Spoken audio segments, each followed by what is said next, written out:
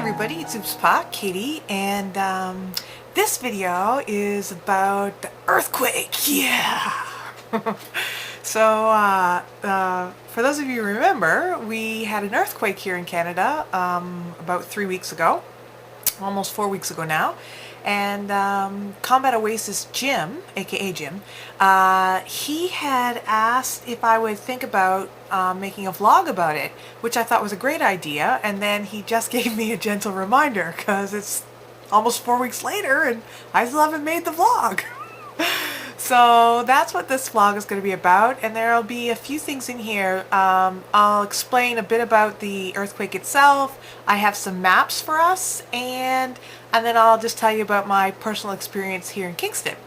So first off, the earthquake happened on June 23rd, which was a Wednesday, at 1:41 in the afternoon, and it registered 5.0 magnitude on the Richter scale, and it took place just outside a very small community in Quebec called, just wait, I've written it down, Val-de-Bois. Now, Val-de-Bois is north of our capital of Ottawa by about 55 kilometers, and it is 200 kilometers north of me here in Kingston.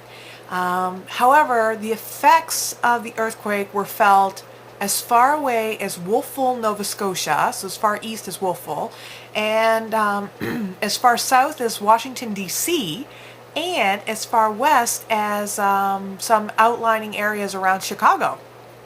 For right now, I'll stop talking, and the next few clips are going to just be some maps that show you where the epicenter is, where it is in relation to Kingston, and all the calls that came in or reports that came in all over Eastern Canada and the US from people who had experienced the quake on that day, and so that should be kind of interesting.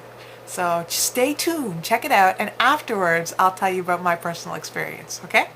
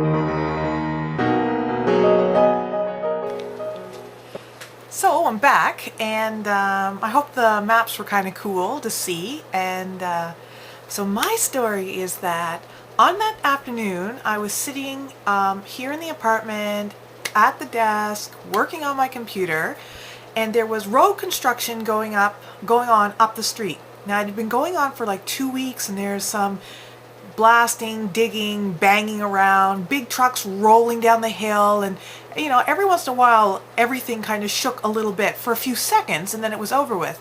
So that's no big deal. And so on that afternoon, while I was playing at the computer here, everything started to shake. Now I'm not looking up. I'm looking at the computer. I'm typing away, blah blah blah blah blah, whatever I was doing.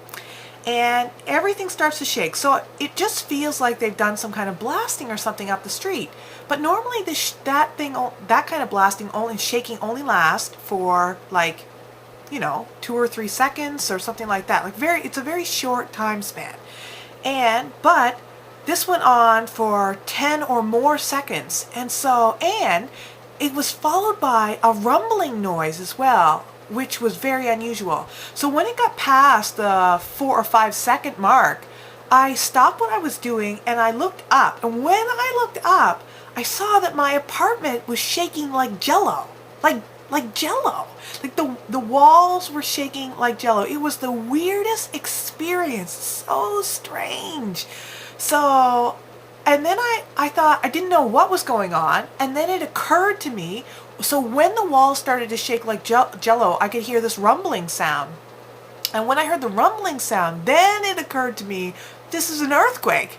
And I was like, what do I do? What do I do? So I wasn't sure whether to go stand in the door jamb or go outdoors. And but by the time I decided to at least to get up off the chair, it stopped just like that. And then it was over, and I waited, and there was no more. So yeah, so it was. I saw a very strange experience, and I sat back down and just kind of like looked around a little, and nothing happened, nothing fell, nothing broke, but this where I live is my apartment is a cement slab. There's no foundation here, and the cement floor jiggled, like the cement floor jiggled. Oh my goodness, it was so weird. Jim had asked, like, did it give me some kind of perspective on life or anything like that?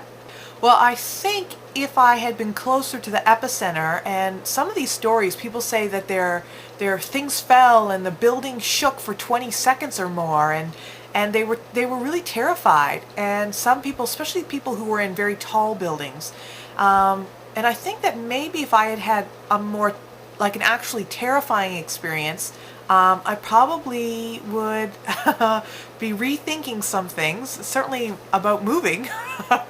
But because my experience was just kind of like odd and bizarre and unusual, I didn't have any kind of like light bulb moments or think anything in particular about, oh well, what does this mean, or should I call my loved ones? I didn't have any of those moments. And yeah, so I just thought it was a strange experience, and that's it. That's all there is to tell you, I guess. It's not more exciting, sorry. But I hope you enjoyed it, and I hope you never ever ever have to go through an earthquake, whether a mild one experience like I had or a more dangerous experience. Alright folks, so that's it, and I'll chit chat with you guys later. Bye.